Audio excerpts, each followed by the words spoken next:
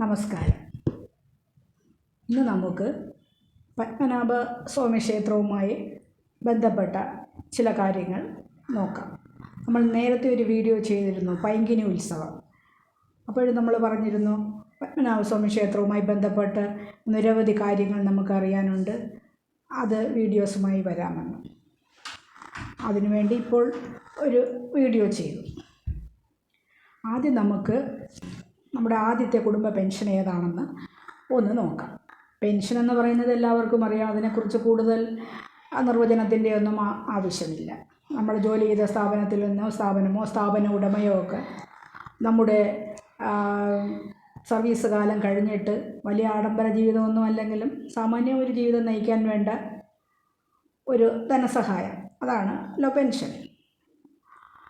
അപ്പോൾ നമ്മൾ ഈ പെൻഷനെക്കുറിച്ച് ചിന്തിക്കുമ്പോൾ ആദ്യമായിട്ട് എന്നായിരിക്കും പെൻഷൻ കൊടുത്തതെന്നൊക്കെ നമ്മുടെ മനസ്സിലൂടെ ഒരു സംശയം തോന്നാം. പത്മനാഭസ്വാമി ക്ഷേത്രവുമായി ബന്ധപ്പെട്ടുള്ള ഒരു പെൻഷനെക്കുറിച്ച് നമുക്ക് ആദ്യം പറയാം. നമ്മുടെ തിരുവനന്തപുരത്തിൻ്റെ പ്രാന്തപ്രദേശത്ത് ഒരു കടലോര ഗ്രാമമാണ് പൂന്തുറ. ആ പൂന്തുറ എന്ന ദേശത്ത് പത്മനാഭസ്വാമിയുമായി ക്ഷേത്രവുമായി ബന്ധപ്പെട്ട ഒരു കൊടിമരം ഉണ്ടായിരുന്നു.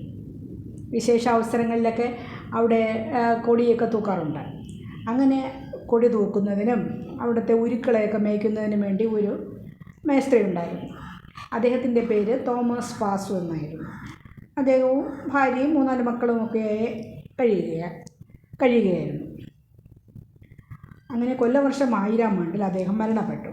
നിത്യനിദാന ചെലവുകൾ നടത്താൻ ബുദ്ധിമുട്ടായതുകൊണ്ട് അവർ കൊട്ടാരത്തിൽ അപേക്ഷിക്കുകയും തൻ്റെ പരാധീനതകൾ ബോധ്യപ്പെടുത്തുകയും ചെയ്തു. ഈ തോമസ് പാസുവിന് 50 പണമാണ് മാസത്തോറും പെൻഷനല്ല ശമ്പളമായി ലഭിച്ചുകൊണ്ടിരുന്നത്. അപ്പോൾ 50 പണം മാസത്തോറും കൊടുക്കാൻ കഴിയുകയില്ല എന്നും 30 പണം പെൻഷനായി തോമസ് പാസുവിൻ്റെ കുടുംബത്തിന് നൽകാമെന്നും കൊട്ടാരത്തിൽ നിന്ന് കൽപ്പനയുണ്ടായി. അദ്ദേഹത്തിൻ്റെ ഭാര്യയുടെ പേര് ഇല്ലാര്യം എന്നായിരുന്നു. അങ്ങനെ 30 രൂപ പണം മാസം തോറും തോമസ് പാസുവിൻ്റെ കുടുംബത്തിന് അടുത്തൂണായി കൊടുക്കാനായിട്ട് കൊട്ടാരത്തിൽ നിന്ന് കൽപ്പനയുണ്ടായി. അതാണ് ട്രാവൻകൂറിലെ ആദ്യത്തെ കുടുംബ പെൻഷൻ എന്ന് നമുക്ക് കണക്കാക്കാം. ബാക്കി പെൻഷൻ്റെ കാര്യങ്ങളെക്കുറിച്ചൊന്നും നമ്മൾ കൂടുതൽ പറയുന്നില്ല. പലതരത്തിലുള്ള പെൻഷനുണ്ട്, അതിൻ്റെ ഡീറ്റെയിൽസ് എല്ലാം ഇന്നറിയാത്തവരായി ആരുമില്ല. ഇനി നമുക്ക് പത്മനാഭസ്വാമി ക്ഷേത്രവുമായി ബന്ധപ്പെട്ട് ഒരു ക്ഷേത്രത്തെക്കുറിച്ചൊന്ന് നോക്കാം. പത്മനാഭസ്വാമി ക്ഷേത്രത്തിൻ്റെ പടിഞ്ഞാറ് ഭാഗത്ത് പത്മനാഭ സ്വാമി ക്ഷേത്രത്തിൻ്റെ അവിടെ നിന്നും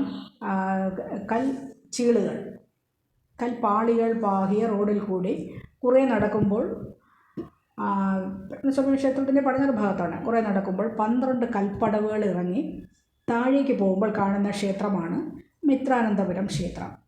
ബ്രഹ്മ വിഷ്ണു മഹേശ്വരന്മാരുടെ പ്രതിഷ്ഠയാണ് അവിടെ ഉള്ളത്.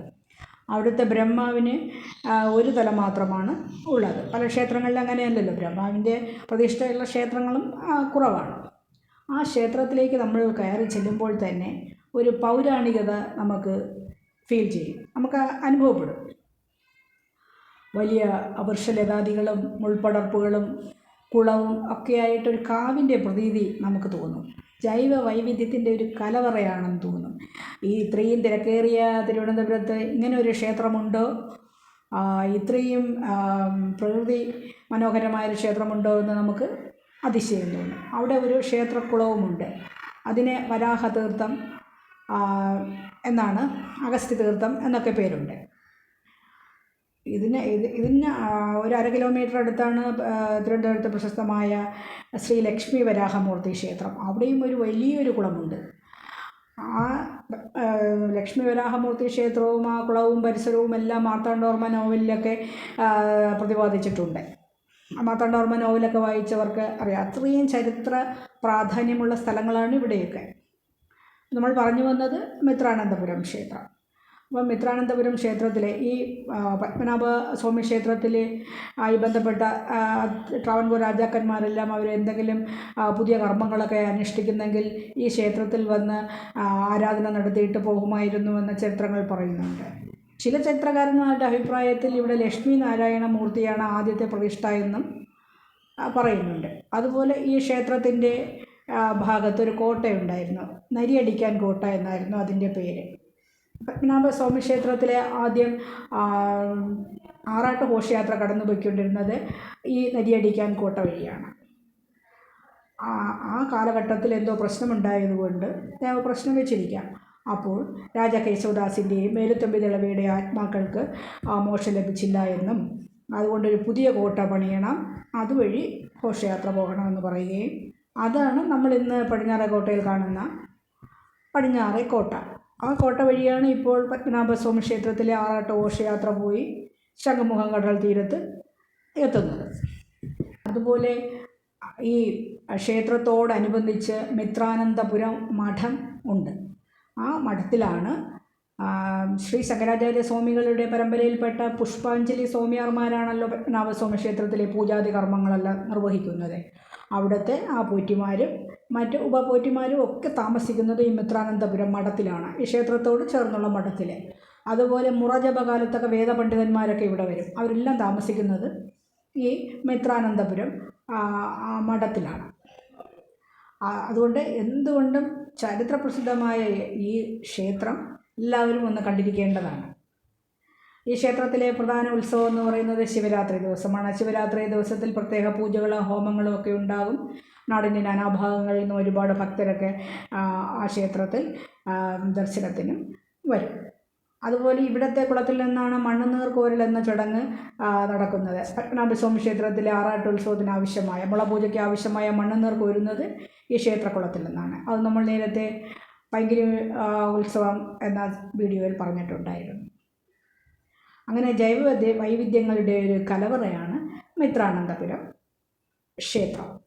പത്മനാഭസ്വാമി ക്ഷേത്രത്തിൻ്റെ പടിഞ്ഞാറ് വശത്താണ് ഈ 3 ബ്രഹ്മവിഷ്ണു മഹേശ്വരന്മാരുടെ പ്രതിഷ്ഠ എന്ന് പറയുന്നത് കിഴക്കോട്ട് ദർശനമാണ്. ഇനി നമുക്ക് പത്മനാഭസ്വാമിയുമായി ബന്ധപ്പെട്ട മറ്റൊരു കാര്യം നോക്കാം, അതായത് കട്ടിച്ചോർ നിവേദ്യം. ശ്രീ പത്മനാഭൻ്റെ ഒരു ഇഷ്ട നിവേദ്യമാണ് കട്ടിച്ചോർ. ഈ ശ്രീ പത്മനാഭസ്വാമി ക്ഷേത്രത്തിൻ്റെ തെക്കേ നടയിൽ നിന്ന് പുറത്തിറങ്ങി വലത്തേക്ക് നടക്കുമ്പോൾ ആ റോഡിൻ്റെ പേരാണ് ചോറ്റുപുര സ്ട്രീറ്റ്. അവിടെ ചോറ്റുപുര സ്ട്രീറ്റിനോടനുബന്ധിച്ചൊരു ബിൽഡിങ്ങുമുണ്ട്. ഈ ക്ഷേത്രത്തിൻ്റെ പാത്രങ്ങളെല്ലാം കഴുകുന്നത് ഈ കുളത്തിൽ, ഇവിടെ ഒരു കുളവും ഉണ്ടായിരുന്നു. ഈ കുളത്തിൽ നിന്നാണ്, തെക്കണങ്കര കുളം എന്നാണ് ഈ കുളത്തിൻ്റെ പേര്. ഈ കുളത്തിൽ നിന്നാണ് ക്ഷേത്ര പാത്രങ്ങളൊക്കെ കഴുകാൻ വേണ്ടിയുള്ള ജലം ഉപയോഗിച്ചിരുന്നത്. അതുപോലെ തന്നെ ശ്രീ പത്മനാഭസ്വാമി ക്ഷേത്രത്തിൻ്റെ കിഴക്ക് ഭാഗത്ത് ഇപ്പോഴത്തെ കേരള ബാങ്കിൻ്റെ ഒരു സൈഡ് പത്മതീർത്ഥക്കുളവും ഒരു സൈഡിൽ നിന്ന് നോക്കുമ്പോൾ കാണുന്നത് പാത്രക്കുളവുമായിരുന്നു.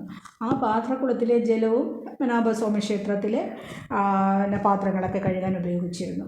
എന്ത് കാരണത്താലോ ആണോ എന്നറിയില്ല, ഈ 2 കുളങ്ങളും ഇന്നില്ല, അത് നികത്തിയ നിലയിലാണ് കാണുന്നത്. ഈ പാത്രക്കുളം എന്ന് പറയുന്നത് നികത്തിയിട്ട് അവിടെ ഇപ്പോൾ ഒരു ആധ്യാത്മിക സ്ഥാപനം, തീർത്ഥപാദ മണ്ഡപം എന്നറിയപ്പെടും സ്ഥാപനവും അതിനോടനുബന്ധിച്ച് ചട്ടമ്പി സ്വാമികളുടെ ഒരു കൊച്ചു ക്ഷേത്രവും അവിടെ ഉണ്ട്. എന്തെങ്കിലും അപകടത്താലാണോ, വ്യാവസായിക പുരോഗതിക്ക് വേണ്ടിയാണോ, എന്തിനാണ് ഈ കുളങ്ങൾ നികത്തിയതെന്ന് അറിയില്ല. ഈ തിരുവനന്തപുരം പോലെ ഇത്രയും ജനങ്ങൾ തിങ്ങിപ്പാർക്കുന്ന ഒരു സ്ഥലത്ത് ഉള്ള പ്രകൃതിയാലുള്ള കുളിർമ നൽകുന്ന ഈ കുളങ്ങൾ, പ്രകൃതിയാലുള്ള കുളിർമ നൽകുന്നത് അത് പ്രകൃതിയാലുള്ള കുളങ്ങളാകാം, മനുഷ്യനിർമ്മിതമായ കുളങ്ങളാകാം. എന്തായാലും ഒരു ആവാസ വ്യവസ്ഥയെ ബാധിക്കുന്ന ഒരു പ്രക്രിയയാണ് ഇതൊക്കെ നികത്തുക എന്ന് പറയുന്നത്. ഭൂമിയുടെ ഗ്രൗണ്ട് വാട്ടർ നിലനിർത്തുന്നതിനും മഴ വരുമ്പോൾ മഴവെള്ളം സംഭരിക്കുന്നതിനുമൊക്കെ കുളങ്ങൾ അത്യന്താപേക്ഷിതമാണ്. നമ്മുടെ ജൈവ വൈവിധ്യത്തെയാണ് ഇത് ബാധിക്കുന്നത്. എന്ത് കാരണത്താലാണ് ഇത് നികത്തിയതെന്ന് അറിയില്ല. നമ്മൾ ഓരോ പൗരരും ഇതുപോലുള്ള